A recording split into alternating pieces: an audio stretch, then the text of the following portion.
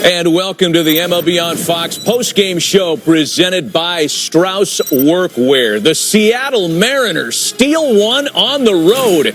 A team that 35 or so hours back had just wrapped up the longest postseason game in history. They fly across the country and they limit the Toronto Blue Jays, the best home record in the sport, to one run on a first pitch homer. Welcome inside. Derek Jeter, David Ortiz, Alex Rodriguez, Matt Vescursion in for Kevin Burkhardt. There's one guy sitting here that predicted the way this was going to go tonight. I got to go to you, sir. You called them. Did you see it happening this way? What an unlikely package of events for a win. What an incredible day for Seattle, especially, like you mentioned, after the 5-game epic series. Look, I've seen this. All of us have been in so many big games, Matt, and it's very common for a team like the Jays to climb a tall mountain like the New York Yankees, have a couple days off, and have a little bit of a letdown. I thought this was a trap game. But the truth is, the Mariners played great. They pitched. They hit home runs. They walked. They stole bases. Julio Rodriguez checked in. Good day for the Mariners. That's why the baseball game is so beautiful, because it's so unpredictable.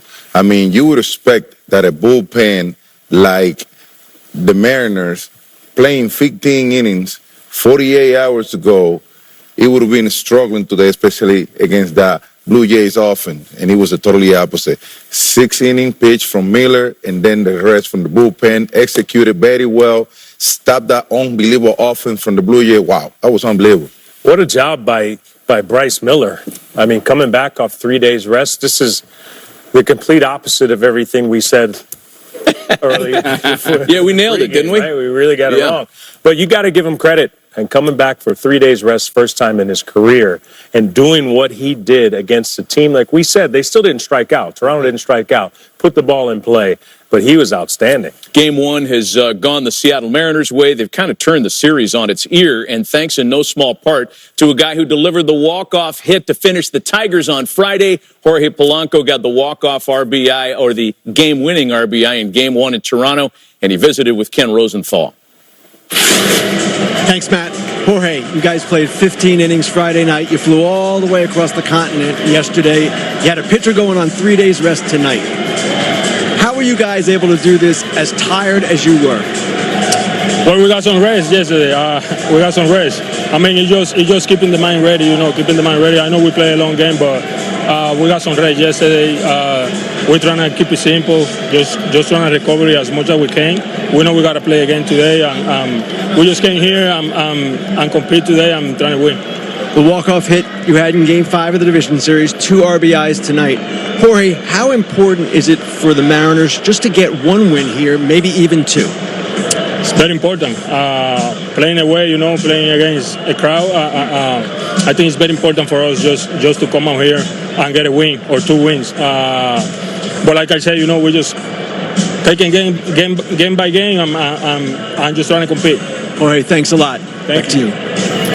12-year veteran, Derek, who's been in the postseason before, but never as far as a league championship series, and that experience is paying off. It is, and you know what I think that helped him is getting that big hit in the last round, right?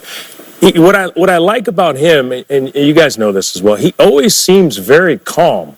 He doesn't ever get too high, too low. He's in the box. I'd have to say he's one of the guys that they want at the plate in those big situations. So to come up with the big hit to get him into the ALCS, and then having 2 big RBIs, and the second one to give him the 3rd run was huge.